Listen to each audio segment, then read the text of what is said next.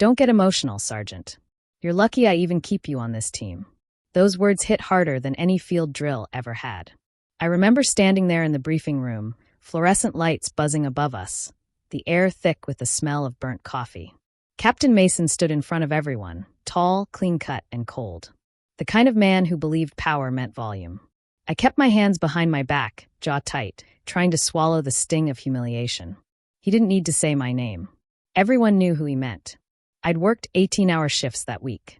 I'd covered 2 missing team members, handled logistics, and still showed up early every morning. But all he saw was that I disagreed with one of his orders, an unsafe call during training. You question me again, Sergeant, and I'll have you reassigned. Maybe somewhere less demanding. He smirked like he was offering mercy. The others stayed silent. You could hear the hum of the AC and someone's boot tapping nervously on the floor. I looked at him, really looked, and for the first time I didn't see a leader. I saw a man who needed control like air. When the meeting ended, I walked out of that room with a burning face and trembling hands. My reflection in the hallway mirror stopped me. The same uniform, same stripes, but somehow I looked smaller. That night, I couldn't sleep. The apartment was quiet except for the old clock on the wall. I replayed the moment over and over. The humiliation, the smirk, the silence. I'd given this unit everything, my weekends, my health, my sense of self. I remembered the early days. Fresh out of training, believing discipline meant dignity, believing that following orders made you worthy. I'd trusted the system, trusted that hard work was noticed. But somewhere along the line, I'd stopped being seen as a soldier and started being treated as a challenge.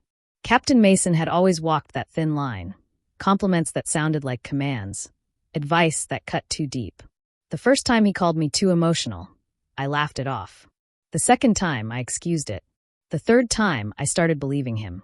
That's how they get you, slowly, quietly, until you start apologizing for existing. A few weeks later, the betrayal came. Not a rumor, not a word.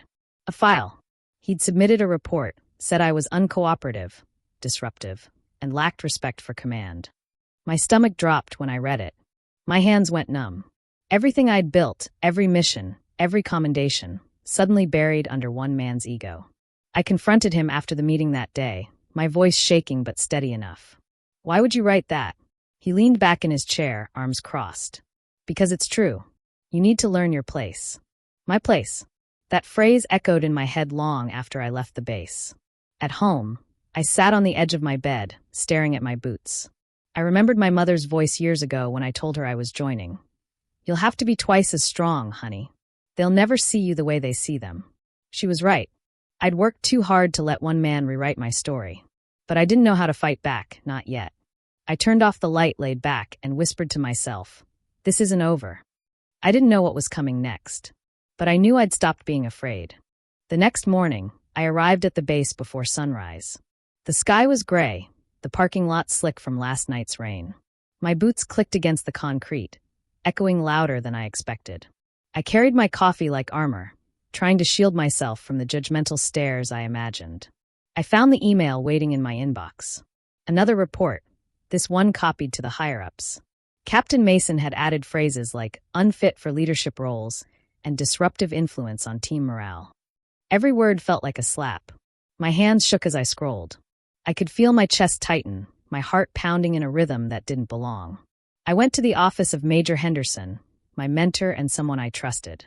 I knocked, and he looked up, eyes tired but kind. Come in, Sergeant, he said. I handed him my phone. Look at this, I whispered. He read quickly, lips pressed together. This is not right, he said finally. I don't know why Mason would do this, but you have every right to contest it. I felt a tiny spark of hope, but it didn't reach the anger that had started building in my chest. Not yet. The betrayal cut deeper because it wasn't just the report. It was the way he had used my trust against me. The long nights when I stayed back to cover his mistakes. The times I defended him in front of the team. All of it twisted into ammunition. I remembered the last training exercise. I had saved 2 team members during a mock crisis, stayed calm while Mason panicked. I thought he saw it. I thought he respected me. But here it was in black and white, my accomplishments erased, replaced by lies. That night, I sat in my apartment, keys jingling in my hand as I fumbled with them, staring blankly at the counter. The hum of the refrigerator felt louder than usual. I kept thinking, how can someone be this cruel? I remembered a flashback, my first deployment. I was 23 green, terrified, but I had volunteered to cover for a team member who was sick. Mason had been there, observing. I had hoped for a nod, a smile, some sign that my effort mattered. Instead, he barely looked at me. I had chalked it up to professionalism. Now I understood. For him, control was more important than integrity. By the next morning, my resolve started forming. I wasn't just going to survive this. I was going to fight it. I started small, documenting every interaction, saving emails, writing down dates and times. I opened a file folder in my apartment labeled evidence. I felt a strange mixture of fear and clarity. My mother's words echoed again. They'll never see you the way they see them. I realized something crucial. I didn't need him to see me. I needed to see myself, clearly, without fear, without doubt. That day, I scheduled a meeting with the base's legal officer. I didn't know exactly what I was doing, but I knew I was done being silenced. Every detail mattered, the report, the emails, the meetings where I had been undermined. I brought my notes, my documentation, my quiet determination.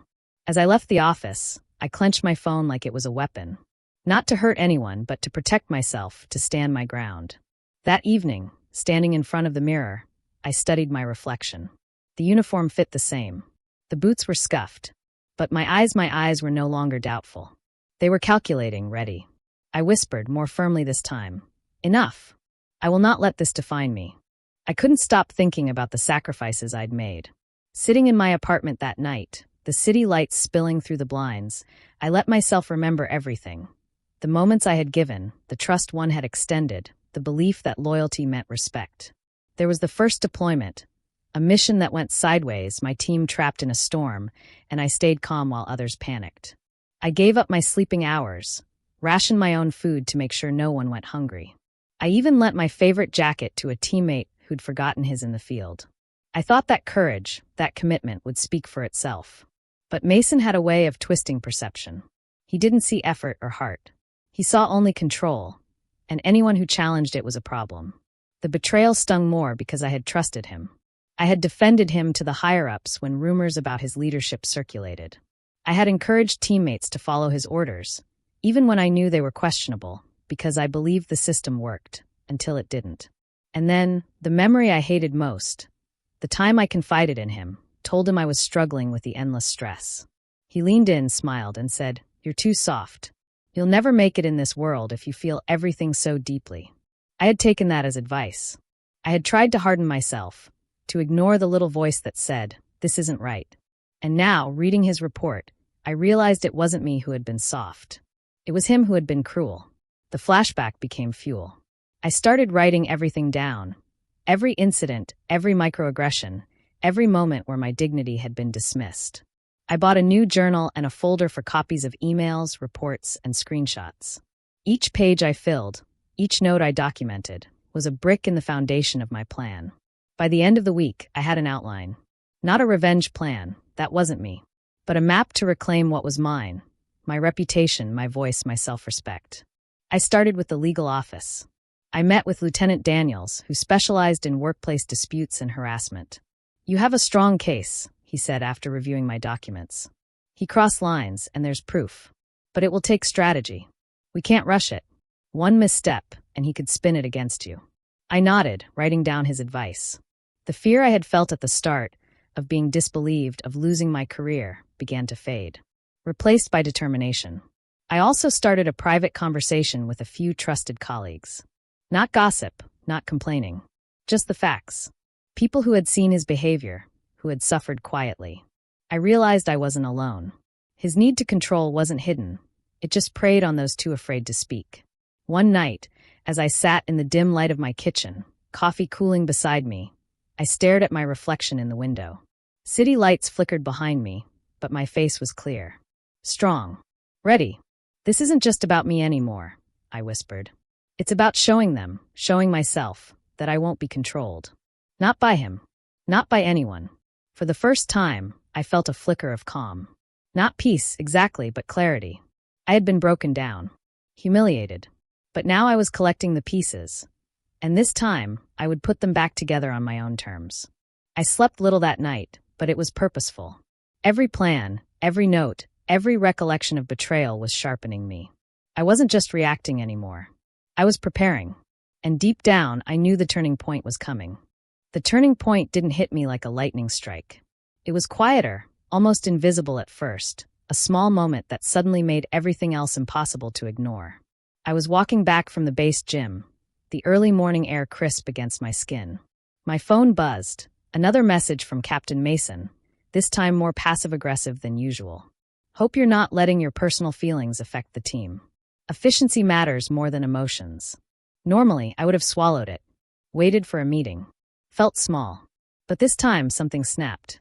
I stopped in the middle of the sidewalk, keys jingling in my hand, coffee cold in my other. My reflection in the glass of a closed shop stared back at me, tired, tense, but alive. I realized something crucial. I didn't have to ask permission to protect my dignity. I didn't have to wait for him to change. I didn't have to let someone else define my worth. It wasn't anger that fueled me. It was clarity. I remembered all the nights I had cried alone, wondering why my loyalty had been met with betrayal. All the mornings I had forced myself into uniform, trying to prove my competence while being undermined. I remembered my mother's words again, louder than any doubt Mason had planted. They'll never see you the way they see them. But this time, I wasn't just seeing it for me. I was seeing the pattern, the control, the cruelty, the way it had been normalized for everyone else. By the time I reached my apartment, I had made a decision. I wasn't going to shrink anymore. I wasn't going to let the system eat me alive quietly. I wasn't going to give him the satisfaction of fear. I opened my laptop and started making a list. Not just a mental note, not just a vague plan. Real steps with deadlines, locations, and names. Step 1. Schedule a meeting with the base legal officer.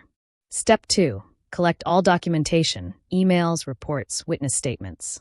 Step 3. Reach out discreetly to colleagues who could corroborate my experiences. Step 4. Review my bank accounts and ensure my finances were independent. Step 5. Organize everything in a way that even the higher-ups couldn't ignore. It felt like taking control of a storm that had been raging over me for months. For the first time in weeks, I slept knowing that fear was no longer in charge. I had a plan. Not a fantasy of revenge, but a real, actionable path toward justice. The turning point wasn't a confrontation. It was a quiet, internal decision. Enough is enough. The next morning, I walked into the base with my shoulders back, chin up, and eyes alert. My boots clicked against the concrete differently, not out of habit, not out of fear, but with purpose. I wasn't just a soldier anymore. I was a woman reclaiming her dignity. And somewhere deep inside, I knew the fight ahead would be hard, exhausting, and messy. But I also knew one thing: I wouldn't back down. Not from him, not from the system, not from anyone who thought they could control me. This was no longer about proving him wrong. This was about proving myself right. I spent the next few days methodically building my case. It wasn't glamorous. It wasn't dramatic. It was paperwork, emails, and quiet strategy sessions in my small apartment. But each action felt like reclaiming a piece of myself. I started by organizing every document, every report, every email, every note I had taken during meetings with Mason. I labeled them with dates and times, creating a timeline that showed a clear pattern of manipulation and control. Each file felt heavier than the last, not because of paper, but because it carried the weight of every insult, every betrayal, every time my worth had been dismissed. Next, I met with Lieutenant Daniels again. We went over every detail. "You're smart to document everything," he said. "The legal process can be slow, and he'll try to spin this. But facts don't lie." I left the office with a folder clutched tightly to my chest, my boots echoing against the hallway. I felt a small surge of confidence. It wasn't arrogance. It was something much quieter: determination. I also set up discreet conversations with colleagues who had witnessed Mason's behavior. I asked questions carefully, recorded details, and ensured everything was factual. Not gossip, not emotion. Facts. At home, I checked my bank accounts, made sure my savings were secure, and set up a separate account just in case. I felt a strange sense of empowerment watching my independence take shape in numbers on a screen. Money, information, allies, all part of my plan. I even practiced what I would say when the confrontation finally came. I stood in front of my mirror, reciting lines calmly, firmly, without tremor. I am presenting facts. I am asserting my rights. This is not about revenge. This is about dignity. My reflection didn't flinch. It mirrored the resolve I was cultivating inside. One evening, I went over my notes again. The apartment was silent except for the ticking of my clock. I sipped cold coffee and ran my hands over the organized files. Every date, every email, every witness statement made me feel more solid, more untouchable in a way I hadn't felt in months. And yet, fear lingered. Not of Mason, exactly, but of the process. What if they didn't believe me? What if he spun it so convincingly that I lost everything? But I pushed the thought aside. I had prepared for every angle. I had made sure nothing could be dismissed as hearsay. I had proof. I had courage. By the end of the week, I had my first legal meeting scheduled. I knew it wouldn't be easy, but I had taken the first real step toward reclaiming my dignity. That night, standing in front of my bedroom mirror, I adjusted my uniform, smoothing out the wrinkles. I looked at my eyes, tired, yes, but unwavering. I whispered to myself, "This is mine. I will not let him take it." It wasn't a moment of triumph yet. It was a moment of readiness. And sometimes, readiness is the most powerful weapon a person can have. I felt the first real sense of control I'd had in months. Not because I had power over anyone else, but because I finally had power over myself. The day finally came. I walked into Captain Mason's office with my folder in hand, heart steady, mind clear. The early morning sun streamed through the blinds, painting stripes across his polished desk. He looked up, smirk already in place, as if he knew he had the upper hand. "Sergeant," he said, voice casual. "You wanted to see me?" I set the folder down carefully, making sure it landed with a soft thud that echoed in the quiet room. "Yes," I said, calm but firm. "We need to go through the reports and emails you submitted about me. There are discrepancies that need addressing." His smirk faltered slightly, replaced by a flicker of irritation. "Discrepancies? I think you're overreacting." I opened the folder and laid out each document, pointing to dates, emails, and witness statements. "This isn't about opinion. These are facts. You labeled me as uncooperative and disruptive. Here are the records showing my communications, my work on assignments, and feedback from my team members. Every claim you made is contradicted by evidence." He leaned back in his chair, folding his arms. "You're really trying to make this a personal attack." I shook my head slowly. "It's not personal. It's professional. It's about accuracy, about truth, and it's about the respect every person deserves, including me." He tried to argue, deflecting, using his usual tactics: charm, sarcasm, intimidation. But I stayed focused. I didn't flinch, didn't raise my voice.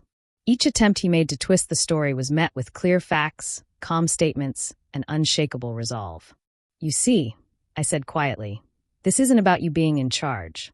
This is about me standing for what's right, for myself, and for the integrity of this unit. Your control doesn't give you the right to misrepresent reality." The room was tense. I could hear my own breathing, steady but strong. He was silent for a moment, then said, "You really think you can win this?" I looked him in the eyes, letting the weight of my preparation show.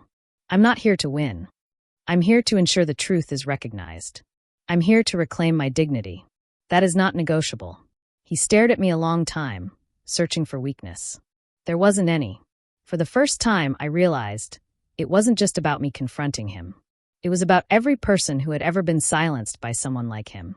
This conversation wasn't just a battle of words. It was a statement. By the time I left his office, I felt lighter. Not because the fight was over. It wasn't, but because I had finally spoken clearly, firmly, without fear. I had shown him that control does not equal power. Respect does. Walking down the corridor, my boots echoed differently, no longer with hesitation, but with authority. For the first time in months, I didn't feel like a victim. I felt like myself again. It didn't end with the confrontation. If anything, it escalated. Captain Mason wasn't used to being challenged, especially by someone he'd dismissed for months. Over the next few days, subtle things started happening. Comments in meetings questioning my competence, assignments being shifted to make me look inefficient, even whispers from colleagues who felt pressured to choose sides. At first, I felt a twinge of doubt. It would have been easy to shrink back, to retreat quietly and pretend it wasn't happening. But I reminded myself of why I started this fight: dignity, truth, and the refusal to let anyone control me. I documented everything meticulously. Every snide remark, every unreasonable reassignment, every attempt to undermine me professionally. I spoke discreetly with trusted colleagues who were witnesses, making sure their statements were factual and detailed. I also met with the legal officer multiple times, discussing strategy, what to submit formally, and how to handle any counterclaims. One afternoon, Mason cornered me near the armory. His tone was low, almost threatening. "You really think you can turn everyone against me?" I looked him directly in the eyes. "I don't need to turn anyone against you. I just need the truth to be clear. That's all that matters." His jaw tightened. He tried to argue, tried to manipulate, but I stood firm. Each step he took to push back, socially, legally, emotionally, only strengthened my resolve. I wasn't shrinking anymore. I wouldn't flinch. The fight wasn't easy. Some days I was exhausted from the tension, from the extra work of documenting every move, every word. But I had a quiet power now, the knowledge that I was acting with integrity. Every plan I made, every fact I collected, every witness who confirmed the truth, added to my strength. And then the turning point in the escalation came. The higher-ups reviewed the evidence. They called both of us for a formal hearing. For the first time, I knew this would no longer be just about words or whispers. It would be judged fairly. Sitting in that hearing room, uniform crisp, folder of documents ready, I realized how far I had come. The fear that had consumed me months ago was gone. What remained was focus, determination, and a quiet satisfaction that I had refused to be broken. When it was over, I walked out knowing I had done everything I could. Mason could try to spin things, but the truth was organized, undeniable, and undeniable. I hadn't fought for revenge. I had fought for something far more important, my dignity. And in that moment, I understood the depth of female power, the ability to endure, to prepare, and to rise, not by overpowering someone else, but by asserting your own worth with clarity and courage. The hearing ended with a quiet, definitive decision. The higher-ups acknowledged the inaccuracies in Mason's reports, the attempts to undermine me, and the clear pattern of controlling behavior. He would face administrative consequences, and my record was cleared. Walking out of the office, folder in hand, I felt something I hadn't felt in months. Relief, yes, but also a profound sense of strength. Not because I had won over him, but because I had refused to let fear, humiliation, or betrayal define me. I went back to my apartment that evening.